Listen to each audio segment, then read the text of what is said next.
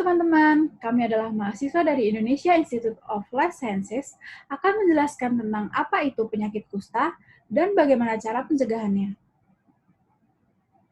Penyakit Hansen atau morbus Hansen, yang juga sering disebut dengan kusta atau lepra, merupakan salah satu penyakit tertua yang sudah ada sejak sebelum Masehi, yaitu tepatnya pada tahun 1550 sebelum Masehi. Kemunculannya pertama kali tercatat di Mesir dan terus berkembang ke seluruh benua hingga penyakit ini menjadi penyakit yang ditakuti oleh masyarakat dunia karena dampak yang ditimbulkannya. Pada masa itu, manusia menganggap bahwa kusta merupakan penyakit kutukan. Oleh karena itu, penderita kusta seringkali dikucilkan dan disisihkan dari masyarakat. Penyakit kusta saat itu belum ditemukan obatnya, sehingga penyakit ini menjadi momok bagi masyarakat di kala itu.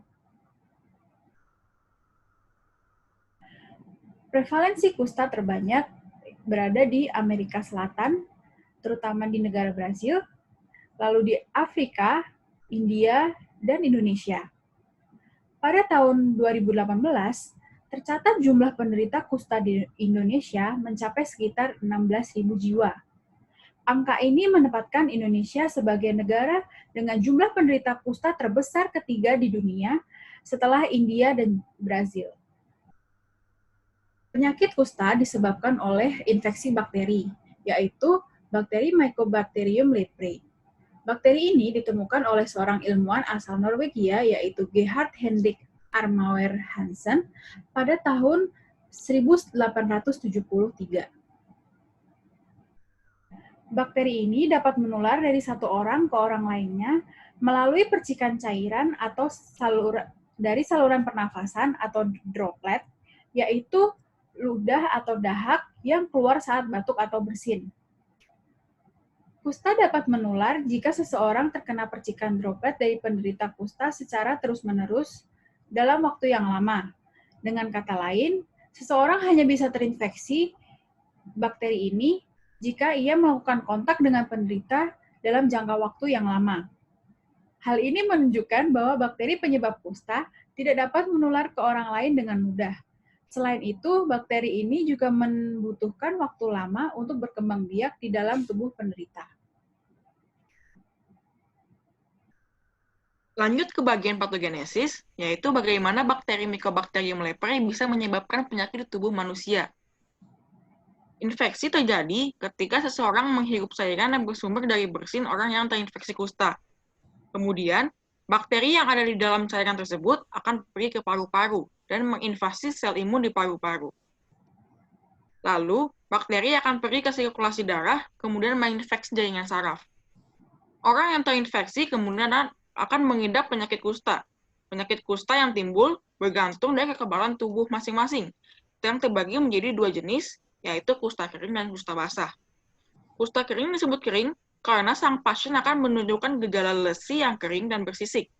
Pada jenis kusta ini, jumlah bakteri Mycobacterium leprae hanya sedikit, atau bahkan tidak ada, sehingga dianggap tidak menular.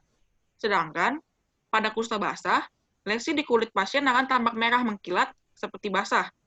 Pada jenis kusta ini, jumlah bakteri Mycobacterium leprae ini banyak, sehingga dapat menular dengan mudah.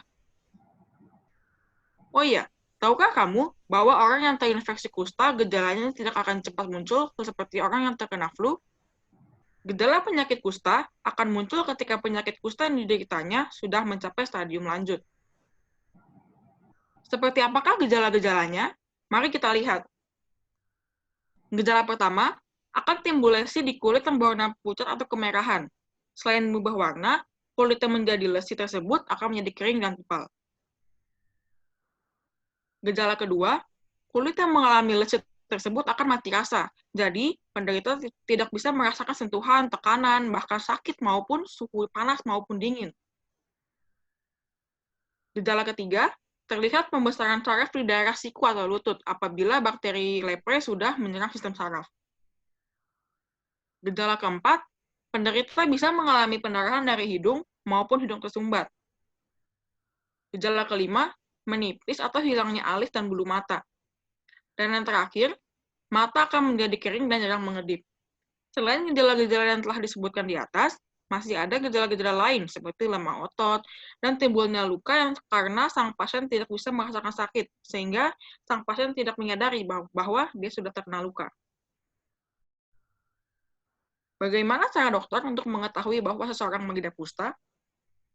Jadi, ada 3 tanda utama bahwa seseorang mengidap kusta, yaitu pertama, lesi kulit yang mati rasa.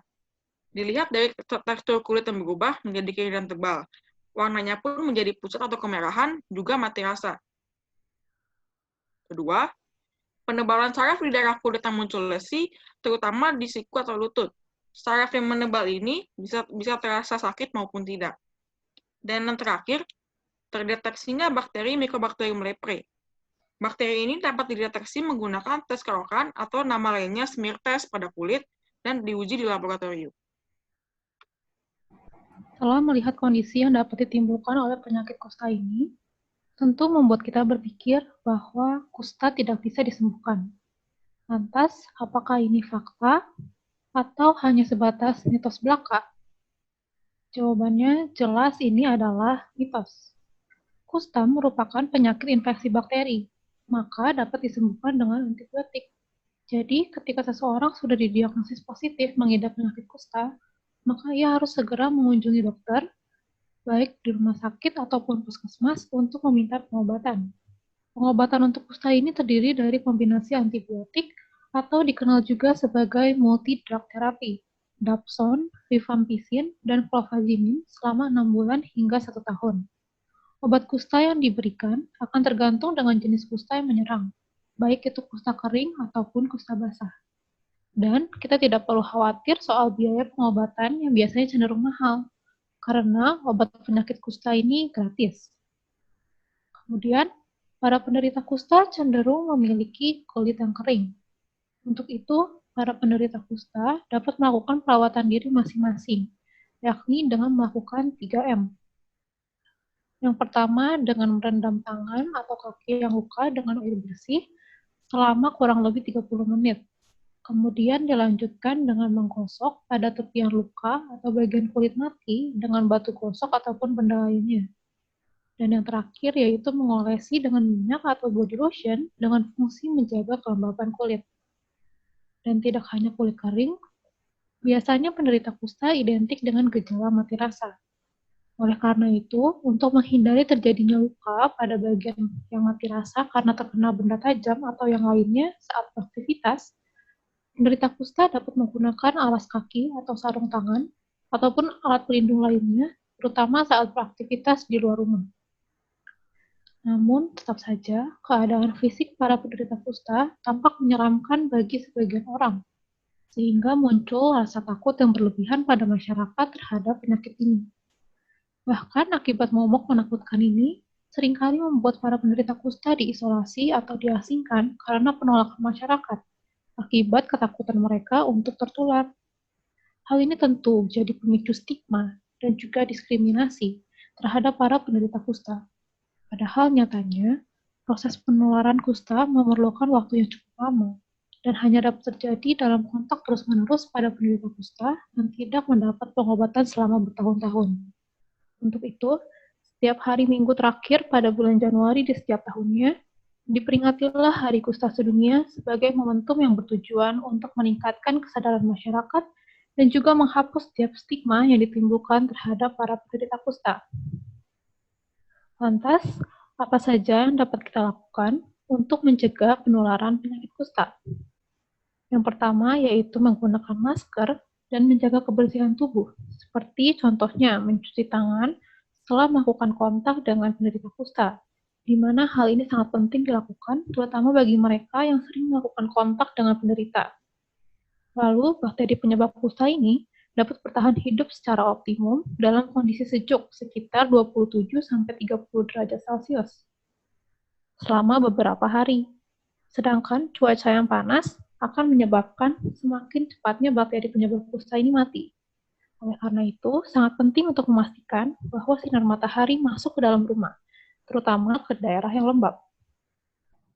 Selanjutnya, dengan memiliki daya tahan tubuh yang baik, akan membantu kita untuk terhindar dari infeksi bakteri penyebab kusta ini. Menjaga daya tahan tubuh dapat dimulai dengan mengatur pola makan sehat, serta memperhatikan jenis makanan yang dikonsumsi setiap hari, beristirahat dengan cukup, serta rutin melakukan olahraga. Lalu mengonsumsi suplemen atau vitamin juga dapat membantu meningkatkan daya tahan tubuh kita. Dan tak kalah pentingnya, jika ada anggota keluarga atau orang sekitar yang mengeluhkan adanya gejala-gejala kusta, segera anjurkan untuk ke dokter dan fasilitas kesehatan lainnya agar dapat segera diobati dan dengan demikian dapat memutus rantai penularan kusta. Intinya, uluran kepedulian dan dukungan kita terhadap penyakit ini akan mendatangkan kebahagiaan bagi para penderitanya. Untuk itu, mari kita peduli kusta, hapus stigma, dan stop diskriminasi. Semoga video ini dapat bermanfaat dan menambah wawasan bagi kita semua. Terima kasih.